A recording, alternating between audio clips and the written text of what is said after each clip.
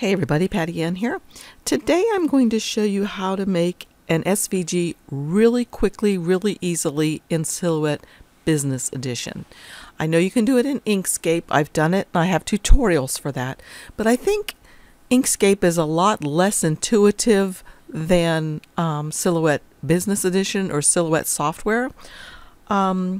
I just really like it a lot better. It just goes along better with our Cricut machines than Inkscape does.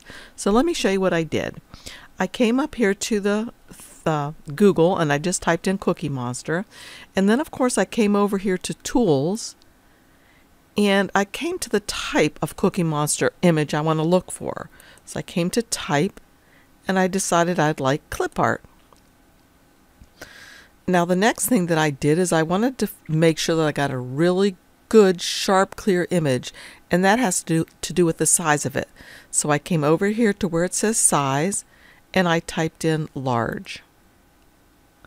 So then I'm getting a bunch of large pictures of Cookie Monster, and I kind of like this one right here, but when I clicked on it I noticed part of his leg was cut off. So I decided to keep looking. Let's see, this is the one I'm looking at. This could be really cute, but I don't like that one because it has that shading on it. Okay, this is a nice large one and it has his whole foot in there. Now something that you can do if you have the business edition and maybe several other editions, I'm not sure which ones, on business edition you can simply right click on this and go copy image and then open Silhouette Studio. I need to open a new page by going to this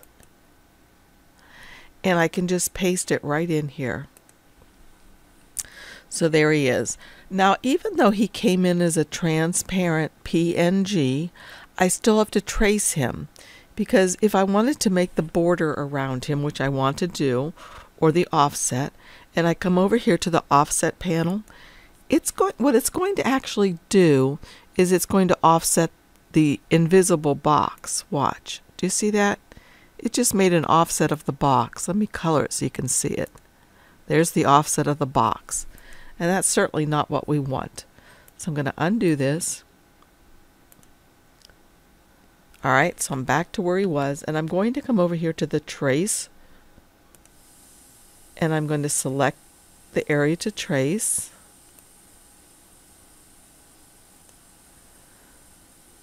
And that actually looks perfect. Let me change it so it doesn't look perfect. So do you see that? That would not be good. I can't get the different colors. So that looks good. Let me trace this one. And I'll move him over here. Here's my trace. I'm going to go to Object and Release Compound Path. And that makes it into all these little pieces. And now I can get rid of these few little pieces I see over here by highlighting them and clicking the delete button. Okay, so now what I'm going to do is I'm going to go to the outermost thing and I'm going to change this to a color I don't use in Cookie Monster. Let's see, how did that do? Alright, so there's the background color.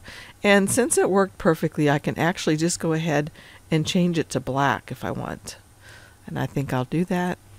Oops, I gotta highlight it. And then change it to black. And I'll move it over here for now. Alright, so the next thing I'm going to do is I'm going to start coloring him.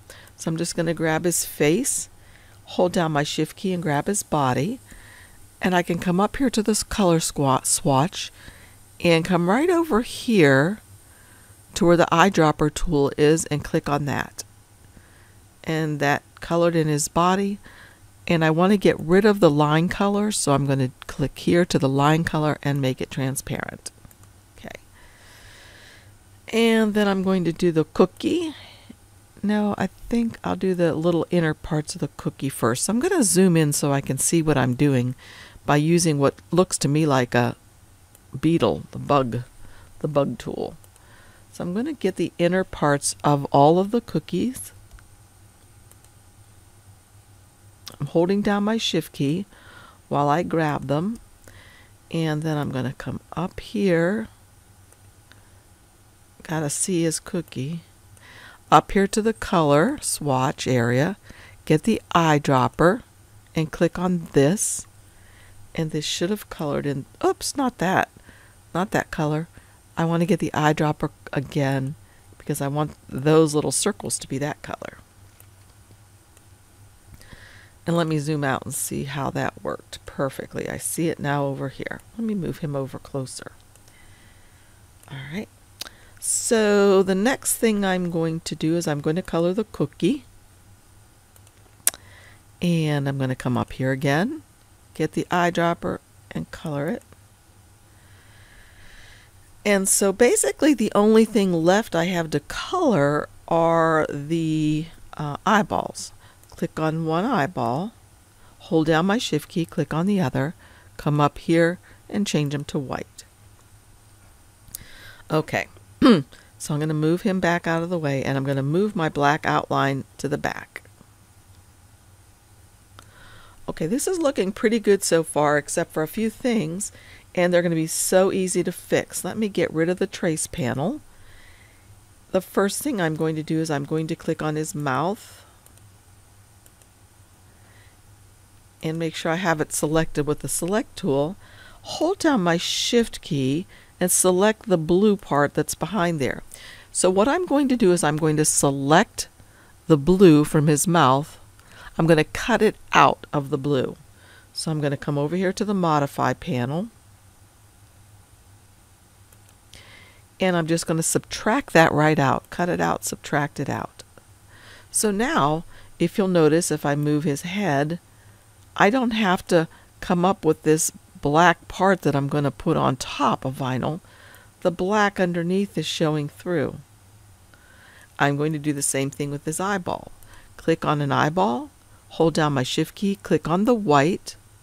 Whoops, click on his eyeball.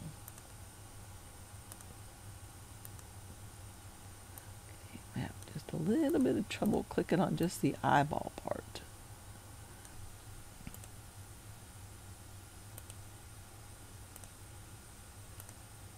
Okay, I came up to Object and Release Compound Path, and then that let me select the eyeball. Hold down the Shift key and select his eye, and again come to the Modify panel and subtract. Perfect. Let me try this eyeball. Can I grab that thing? Yes, this time I could grab it. Grab this eyeball, hold down my Shift key, and grab the white and subtract. All right. So the only thing left to do are all of these little cookie things. So let's see, how are those there? So I'm going to click,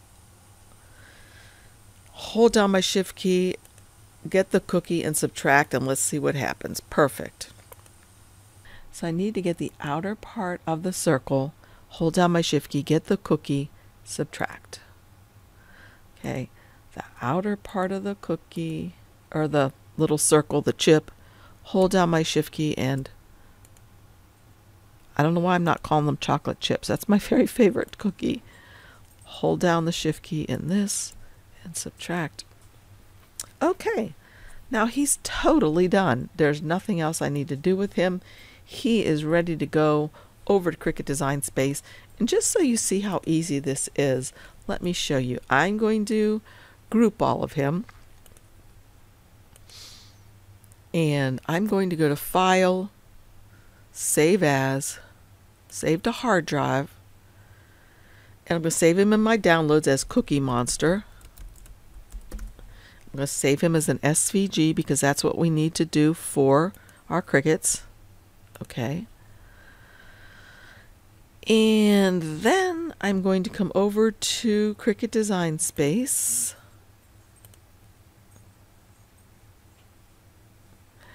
And in Cricut Design Space, I'm going to go to Upload, Upload an Image, Browse,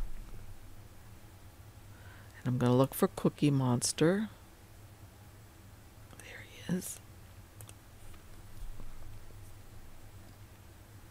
here he is coming in. Save. Now what we have is this guy right here, Cookie Monster. And what I can do is I can come over here to the layers panel. Well, first I guess I would totally ungroup him. And then if I wanted to, I could come over to the layers panel and grab all the parts that are the same color and attach them. And then I'll grab these, the blues, and I can either grab them over here or on the item and attach. And his two eyeballs, attach. So I'm going to go make it and let's just see what happens. So here's my white eyeballs. Here's the black outline of him onto which we'll build the other pieces.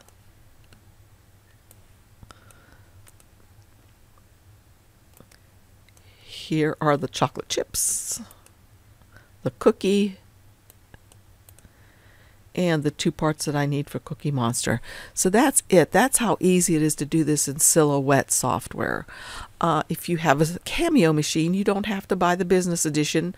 I'm not sure exactly which one you need. If you do have a Cricut machine, though, you have to buy the business edition. It's a just one-time purchase. And there's so much you can do with that. So it's $56 by the time you use my link, and then you get the coupon code to the left that shows up on the page. But for $56, you have a software that is so easy to use, so intuitive.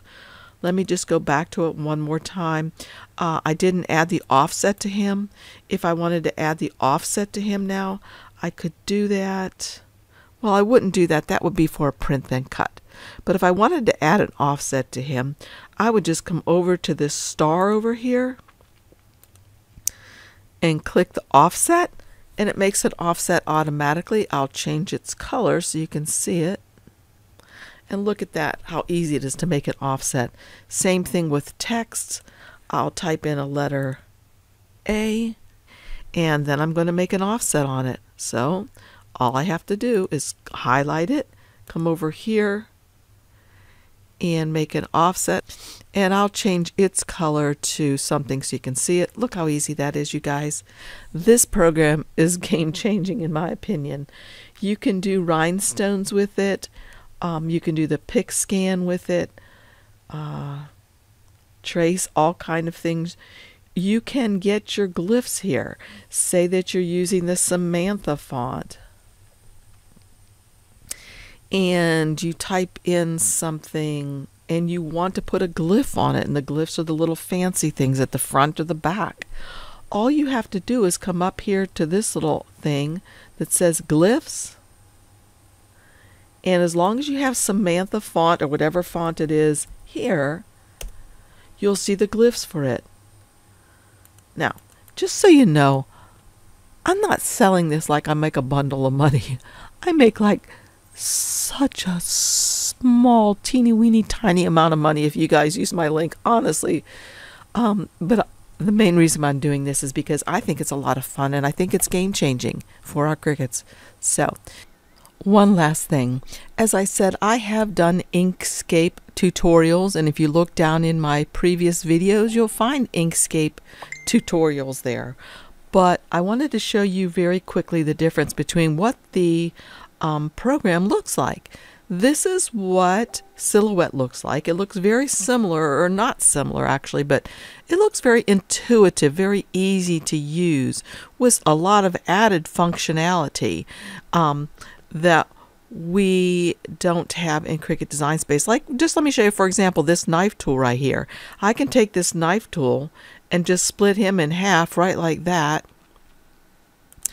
and then I have two parts of him, just as easy as that. So let's say that I'm doing a print then cut, and I'm trying to make it look a little bit more realistic than just having those boxes and things around it. I can take the knife tool, come up here to freehand, and just draw around what I wanted to cut out, trying to stay near to where the lines are so that it will, when I tape it together, it will look more realistic instead of just having a big box of stuff taken out. So anyway, that's one of the advantages. And like I said, there are so many things over here that we can do. I'm not sure, there is the one function here called the pop-up panel, and I haven't figured out how to use that for Cricut Design Space yet, but I'll work on that eventually. On the other hand, let me show you what the Inkscape panel looks like, or the Inkscape program. This is what it looks like, and to me this doesn't look as nearly as intuitive or easy to use as Silhouette Studio. In my opinion, and I've done both programs, Silhouette Studio is a joy to use. It's fun, it's intuitive. Inkscape kind of frustrated me a bit. So that's just my take on it. You know, you can choose whatever you like. This Inkscape is free, and Silhouette costs, you know, $50 some, a one-time fee. But I really like Silhouette, so I won't be doing any more Inkscape tutorials because it's not for me. Use my links down below if you are in the market to buy this. It does help me a little bit to keep this going. And give me a thumbs up if you like this. Let me know if you'd like to see more Silhouette videos. I plan to make them just because I love this program, but I'd like to know if you like it too. So thanks again for joining me. Bye-bye, y'all.